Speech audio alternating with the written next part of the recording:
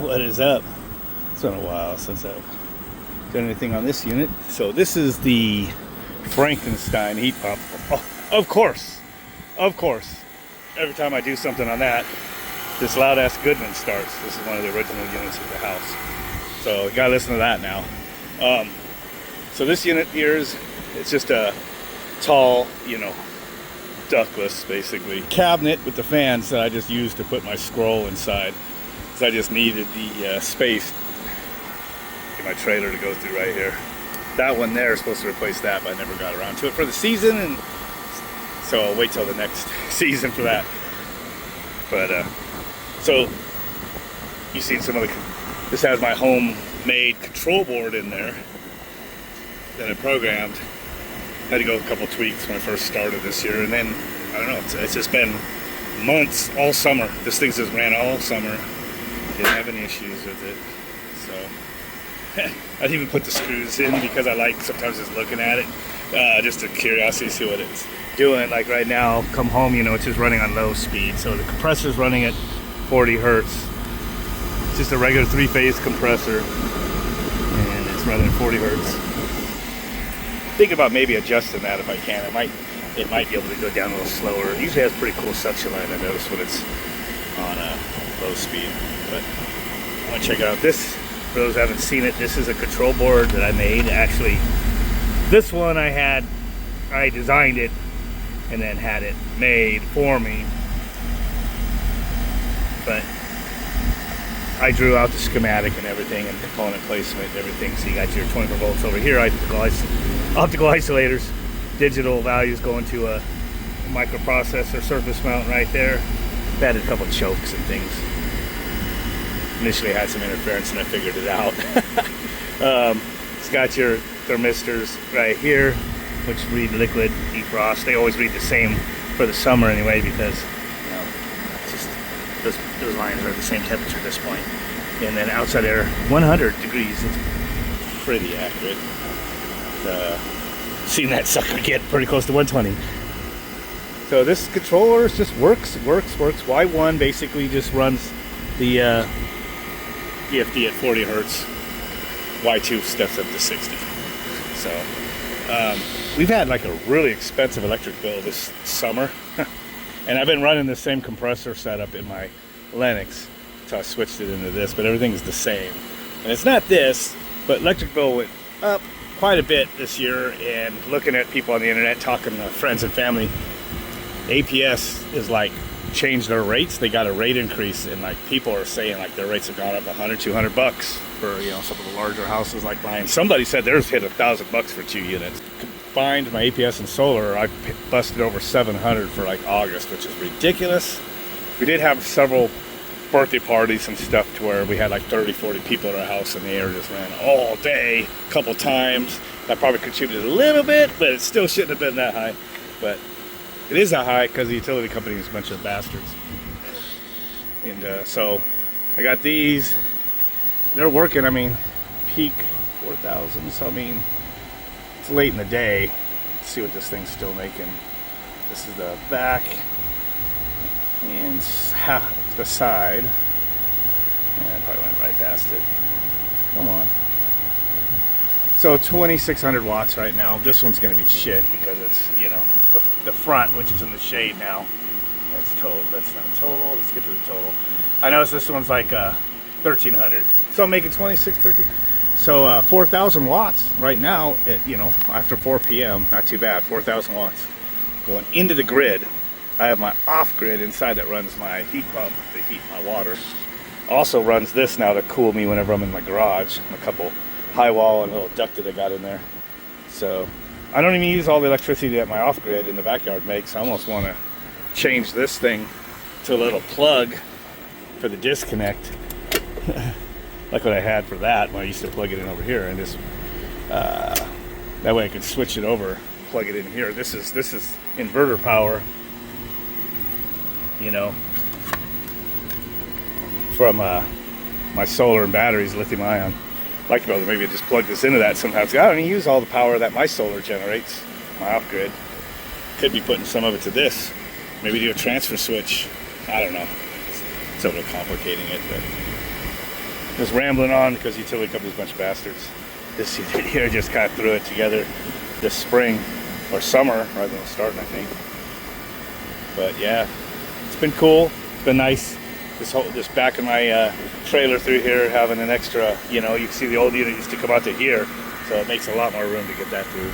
I bashed this Goodman unit with that trailer a few times. I mean, it just barely clears, but it's a lot easier to get around one and pivot around one unit than it was two. So eventually that will be gone, cast aside, burned into hell if they shoot it in the desert. So anyway, just making a little just what's up show and tell video. You see, I get a lot of different projects, and sometimes I never finish them. That thing's ugly, but it works. So I never did build the doghouse to go around it. Ugh. So anyway, I'm just gonna gauge up for the hell of it, just to check this unit, put it in high. I kind of charged it up in the spring and never actually did check it, but I usually come out here and just grab the line and go, oh yeah, it's cool. Split temperatures were good all summer. I did check the refrigerator, just didn't check it when it got hot. So just got busy. Okay, I just came down from running upstairs and putting the field piece probes in. It's still dropping down a little bit on the return side. 81 and 60 this is on low speed. And I think it's like 77 on the stat. Set for like 76, 77, but always, you know how you get that, has to go 2 degrees to bring on Y2. So you kind of get that little up and down from energizing Y2 and turning off Y2, but never satisfying the whole unit when it's pretty hot out. It's like after 4 and we're cooling off down to 100, you know, it's probably mid-100 earlier. So it's probably going to be like 79-ish or so, way up high where that return grill is. It's dropping down still. Because I just stuck those probes in there. So like you see like 79, 58, 59. So I'm getting my 20 degree split or whatever with it on low. Pressures look pretty good. Not getting my, oh, that's why I got to select refrigerant. I don't know what's up with that. That's probably because the last time I used this on a different thing. So almost no subcooling, but only 18 degrees superheat.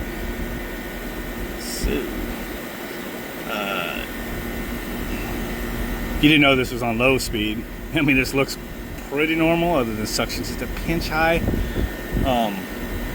You'd think, but we're running 40 hertz. The fan, probably not, you know, is slowed down a little bit. It's a Ream, you know, thermal air or whatever it is, air handler I got. So the ECM's not quite, you know, a perfect two-step, I'm sure, with the airflow, but it does, you can see it does slow down nice, you know, enough that it does bring my splits correct. So like 79, 58-ish, so it's like 21 degree split right there. And pressures look pretty good, pretty good.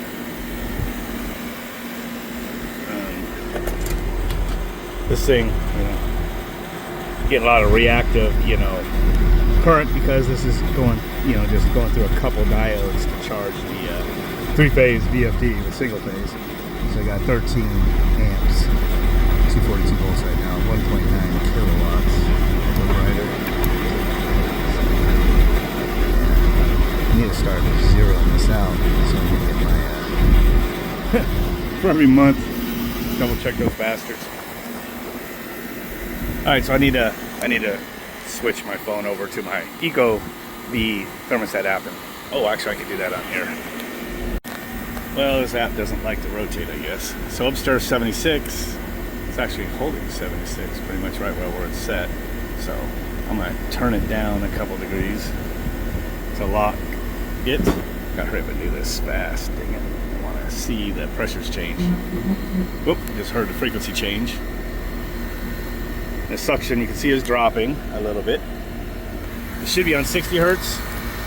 And hopefully this doesn't suck trying to talk over that fucking Goodman unit. Yeah, so 60 hertz. Get this thing to 0. There you go. So it went up to 60 hertz.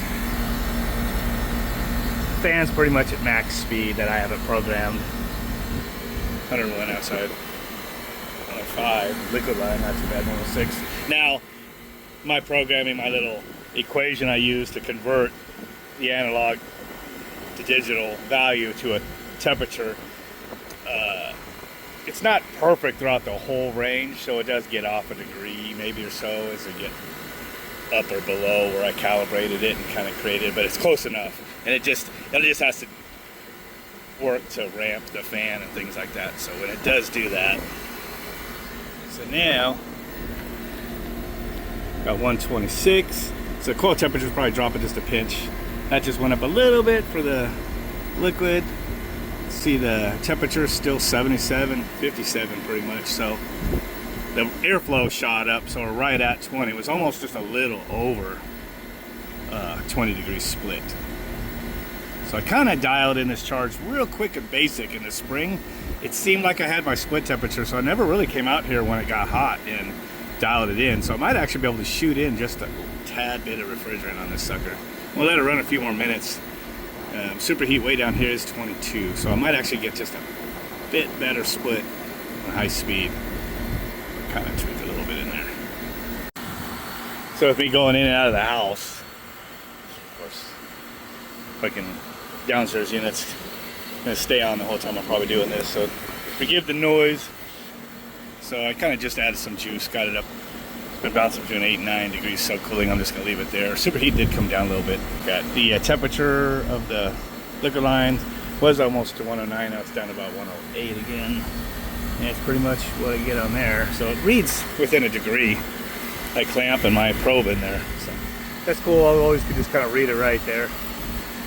See what it's doing. So I'm gonna let it run a few minutes, let it balance out. Oh, it's almost back up to 20 degree split there.